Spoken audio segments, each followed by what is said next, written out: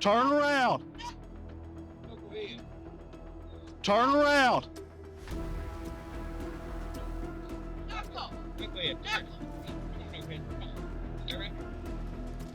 The body they saw was a middle-aged man, slightly overweight. He'd been beaten. He showed all the markings of being bludgeoned around the head and face area. He had several scratches on his arms. You just tell he'd been in a fight.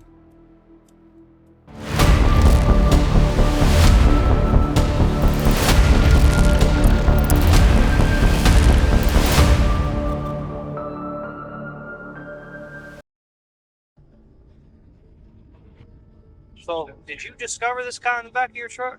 Back of the truck. No, we were riding down the road and discovered him on the side of the road. 149 dispatch. Oh, and picked him up? We seen what we thought was a body. Hey, Yeah. where I did. I said, hold on a minute, stop. Hey, there's a fucking body in that dig. So we backed up, pulled over the side. He's kind of laying down in there. And I said, there you go. What is he alive when you found him? I don't think so. We've had a direct call for a 56-year-old male unresponsive, not breathing. Not breathing. Okay. What's the address? Samantha. 131 dispatch. Go ahead. Route to Samantha.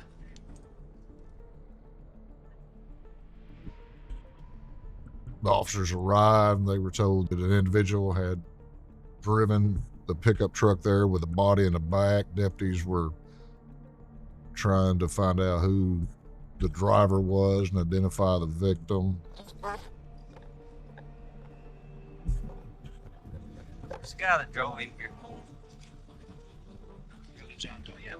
Yeah, where's the guy that drove him here? Get in the house, get him his ID.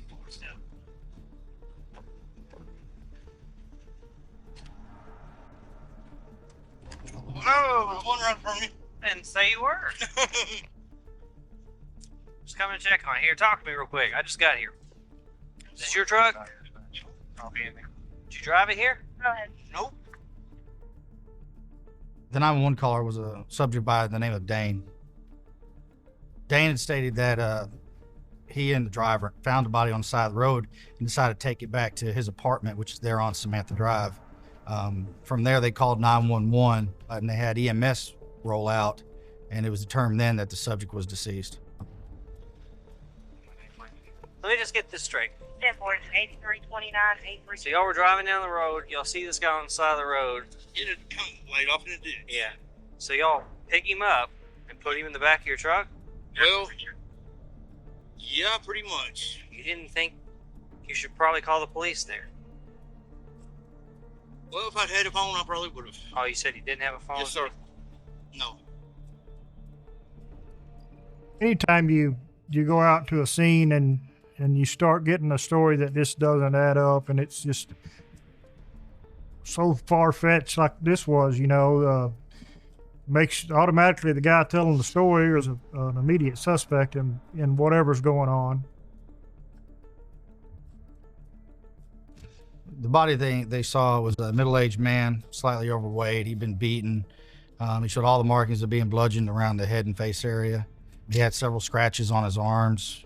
You just tell he'd been in a fight.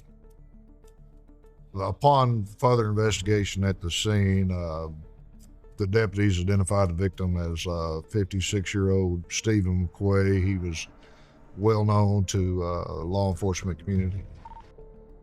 Investigators began canvassing the area, searching every inch for anything, a clue, a trace, something that could tell them what really happened that night.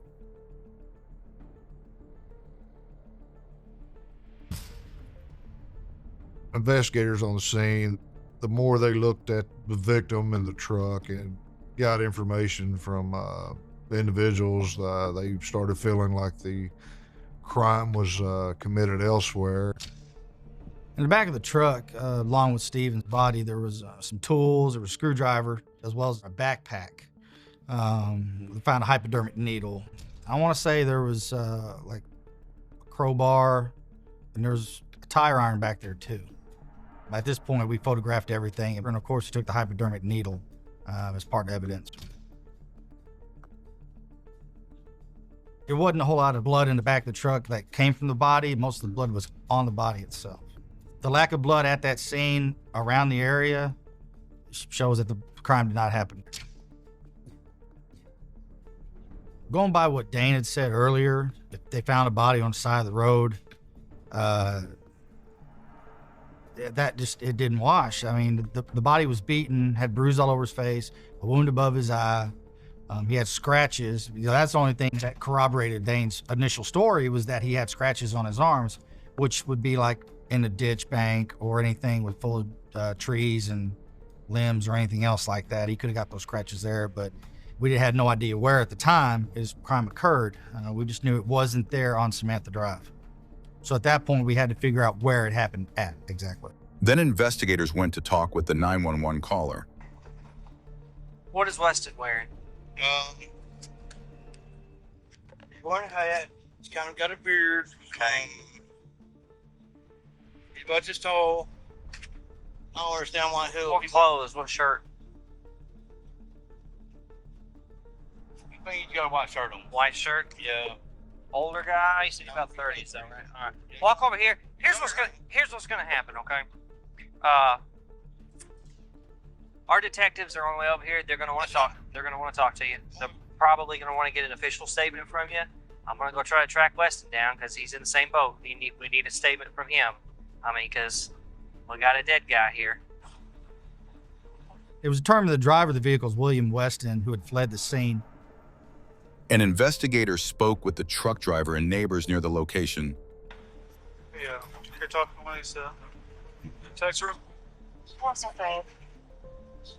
Is there anybody else in here? It's my daughter and my baby. They're asleep. While we were canvassing the neighborhood, one of the people that we spoke with was Dane's ex-girlfriend. I don't know. I have no idea what happened. All I know is me and my daughter and my grandbaby was in my room playing the game. And next thing you know, they come pulling up real fast, the lights flashing. Of course, I come outside and I said, what the hell's going on? You know, what's going on? And he's like, call them. So I'm like, so I'm heading up. So I moved and dogs and used my phone and went back in the house. Dane's ex-girlfriend was worried about letting him in the apartment. When we encounter something under these circumstances where there's a female worried about letting somebody in the house who she'd already previously kicked out, there's a body in the back of a truck, there's small children in the house, that's going to make us concerned for their well-being, and we want to make sure that everything's okay. We'll step in here and look around just because of all the circumstances.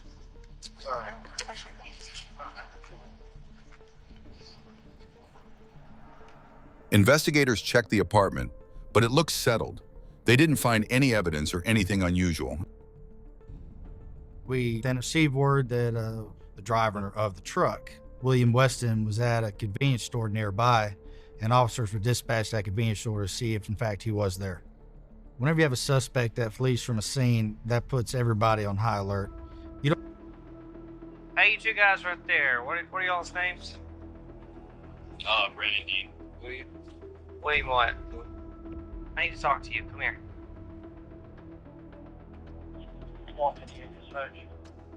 Right.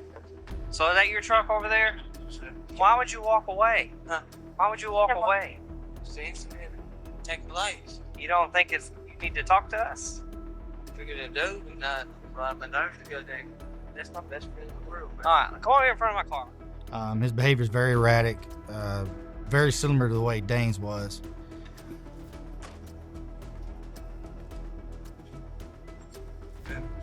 I have.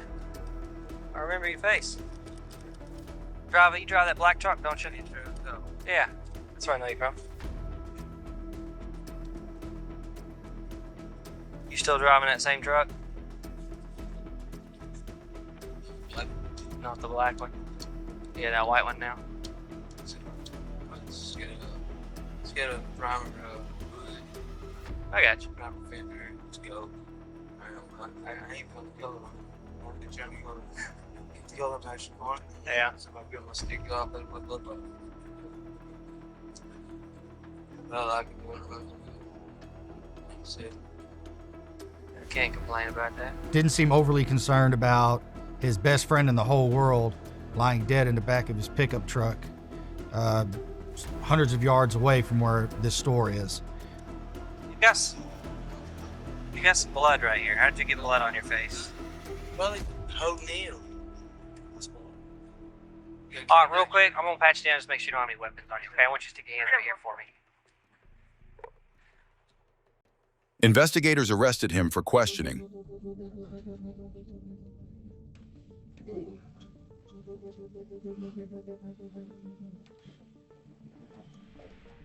And he was just had a sullen look on his face.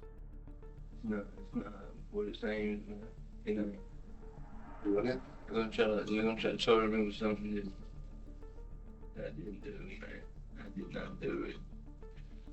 But I didn't kill Steve, man. I didn't kill him. You say somebody else did? When you go into an interview with the person that's your prime suspect in a case, the ultimate goal that you want to achieve is to have a full, truthful confession from that individual that corroborates all the evidence that you have. Stay a minute. I don't know what you say. There's any amount of ways that this interview could go. I mean, he could just sit up and confess everything right then and there. You need somebody to talk to you then? Did you say? Who you need to talk to? All right, collect your thoughts, man. Working understanding. I know we gotta get upset. You know, maybe this person's not the one who did it, but saw something and is scared to say. As a witness perspective there, did somebody else do something?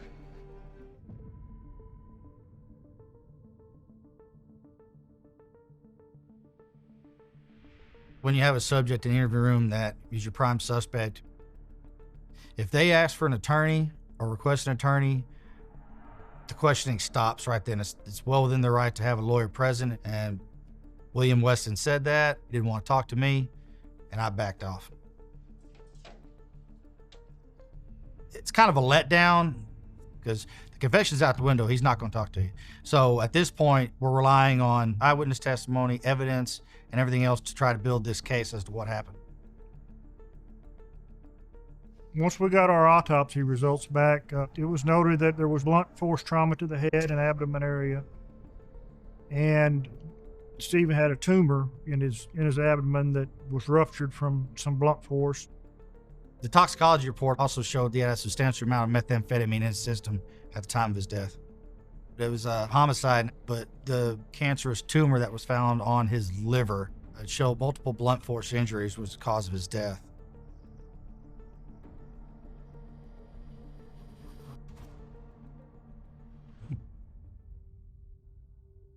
I describe my son Stephen as a loving person. Stephen never met a stranger. He loved his family. He was a mama's boy. Stephen was a mama's boy. He never failed. I don't care where he was at, and when I saw him, he never left me until he told me he loved me.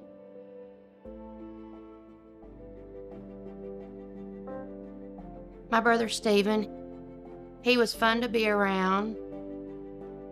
Stephen was always very caring. Stephen he loved to be around family and friends. Stephen and I had a great relationship.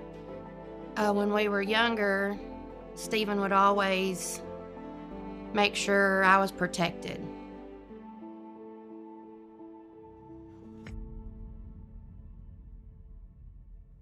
Investigators continued the investigation and questioned Dane, the only witness available at the crime scene.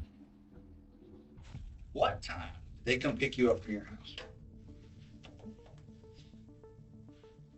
Take you to see Melanie. Okay, let's call my wife's number, because she knows exactly what time I live. Between 4 and 5.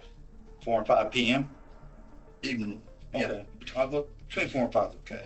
I thank you. Right, somewhere around there. 4 or 5 p.m. Okay, what happened? Then what? We stopped at this lady's house. Before, the first time I ever met her, where at? Out there, close to Harrisburg. How long were you there? 30 minutes. That's where I think they got some of the blues. While they were in Harrisburg, they picked up Xanaxes, in which Stephen and Weston both were eating that night. After they got the blue Xanax, they drove out to a friend's house on County Road 625, or where he's headed. Weston and Stevens got into a fight. Where the fight happened? Oh, it was later. It was later than that. It was already dark. About what time do you think it was? About asking. I didn't tell you time. I was asking. 9 or 10 maybe. I'm not exactly certain, but somewhere in there. Well, Weston took off with the backpack. Weston did? No, I mean, Stephen did. Okay, well, I went down the road, let him come back. Okay, and then when he come back, that's when Weston started in on him about saying, you need to take your backpack off right now. And then look at there. And somehow he ended up with a screwdriver at the time. Yeah, I think he already had it because they was just already beefing. Okay. And then that's when they started fighting. Okay. This was not the first fight the two ever had. It could have been the contents of the backpack that they were fighting over, drugs in particular. All the subjects had been using Xanaxes that night, and I'm sure that played a part in the altercation. Dane said that Weston knocked Steve down several times and pretty much beat him up, but he didn't kill him, that he was still alive when everything was said and done. Dane, he also disclosed that Stephen was his cousin, which unbeknownst to me at the time, which shot more holes in his story that they just found a body out on the side of the road. Dane also told me that during the altercation, Stephen had walked off from the address on County Road 625 and went down the road, and actually had fallen off into a ditch. Officers reached out to one of the residents that lived there, one of Stephen's friends. Her name's Beth. She agreed to come out to the sheriff's department and give a statement. I asked her if anybody else that lived there had saw anything that night. She said one of the people that lived there, his name's Justin. He wasn't at the residence at all that night, so obviously he didn't see anything. But she mentioned that Billy was there, but that he stayed in the house the entire time and he didn't see anything. Well, I told her I was going to have to speak to Billy because that's part of it. I was going to have to interview him since he was present at the residence when all this occurred. Investigators went to arrest Billy for questioning. Get your ass out here now! There's still one more in this house, supposedly, that won't come out. He ain't coming out for a reason. You see something? Yeah, a door. I was close.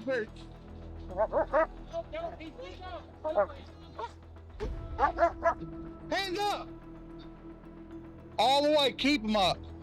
All the way out. All the way out.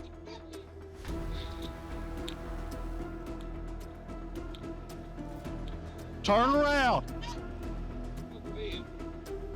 Turn around.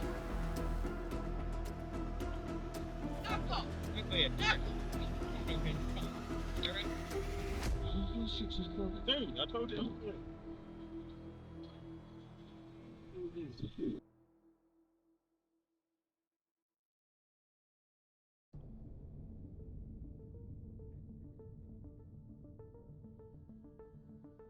Billy did eventually agree to be in question at the sheriff's department and came out and gave me a statement. This interview with Billy, who represents the occurred on County Road 615 involving Weston Moon and Stephen McQuay. Do you know either one of those guys? I know both of them. I mean, I went to school with Weston. He's younger than me, but I went to school with Weston. Steve, met through other officers, different way. I don't really know Steve, I know who he is. But I ain't there last night. I went outside to smoke a cigarette. And I didn't even know he was there until I stepped out on the porch and kind of freaked me out. I said, whoa, damn. I didn't know anybody was here. All right, let's start there. You went outside to smoke a cigarette last night. About what time? I could look at my phone and tell you. I called Justin to let him know that, hey, these people were out here in your yard arguing. That text message to Justin, it had a timestamp on it. That gives us a better idea of the time frame of what exactly is occurring and when it's occurring. Is that Justin? You made Weston, Steve, and some other dude that was hanging out in your yard. They're fucked up on pills, I think, and I don't know how long they've been here. That's it. Midnight. I see that. At this point, we have several statements, some of which lined up, some of them didn't. We're not really sure how Stephen died. After interviewing all the parties involved, it kind of had a better timeline, a better sequence of what actually occurred between Weston and Steve. Weston, he wasn't talking. There's no way I could interview him, so he was sitting back in the jail, and I started monitoring his jail mail and his jail phone calls. How you doing? What's up, man? You doing all right? I mean, I guess though, I mean, I'm hoping that they'll at least drop it down to manslaughter, you know what I mean? There's two different kinds, voluntary and involuntary. Voluntary is scared last time. I mean, what does the law say about, you mean, they just saying a fist fight and being an accident? You didn't intend to do nothing. I wasn't even intending to fight him, you know what I mean? Yeah. It's all gonna work out, I imagine. We'll have to. I mean, it was all just a big old accident, man.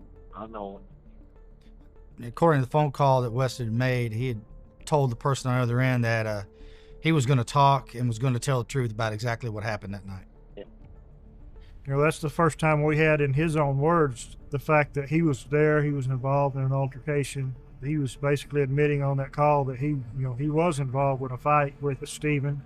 You know, that's information that we couldn't get from him because he wouldn't talk to us.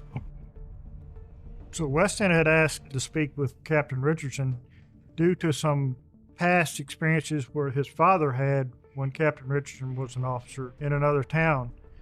His father had had some dealings with him and he trusted him. You want to talk to me about that? Weston wanted to tell me his side of the story. He decided. He began to tell me that, Stephen McQuay actually attacked him first. So anyway, you tell me this on correctly, life. And come at you, I'd heard he pulled a screwdriver from you. This is what the Texas told me. I don't know what I put on it, really. I don't know what I put on it. Back in there, you said that y'all fight, he'd leave, and he'd come back and have a different weapon every time. Huh? It's something different every time, and he'd come at me every time. What kind of weapon was it? And one time he had a big old stick of some sort. I don't know what he'd come back with, man. I just know he'd come at me forcefully, you know? And I didn't know how to react, man. Okay. Well, that makes a little more sense. One of the main things I wanted to find out from Weston was there anyone else that was involved? Was anyone else kicking him, hitting them? Was this some type of gang fight? He pretty much confirmed that no, it was not. It was a one-on-one fight where, it was just between them. During the altercation, Weston had beaten Steve pretty severely to the point where he thought he killed him. So Weston's train of thought was to inject Steve with some methamphetamine or give him a bump to try to revive him. And that is why methamphetamine showed up on the toxicology results during the autopsy. And sure enough, we found a hypodermic needle at the scene. Yeah, basically all you remember. All right, let me right here to make sure it's clear. Chief has any more questions for you and get your bond or something. Basically what it all comes down to is you had two friends, both of which were inebriated and impaired, got into a fight over a backpack. Inside the backpack was probably the blue Xanax. The fight gets out of control. One of them beats the other one severely, kicks him in the head, kicks him in the stomach multiple times, which causes a tumor to rupture on his liver. Ends up killing him. Well, he thinks he killed him, decides to inject him with some methamphetamine to wake him up, which doesn't work.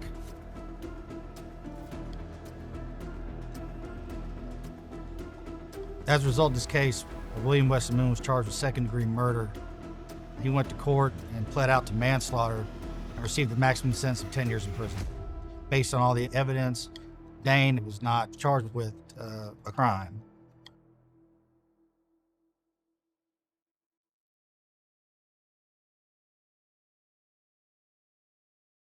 Like, comment, and subscribe for more true crime stories that delve deep into the heart of the human experience.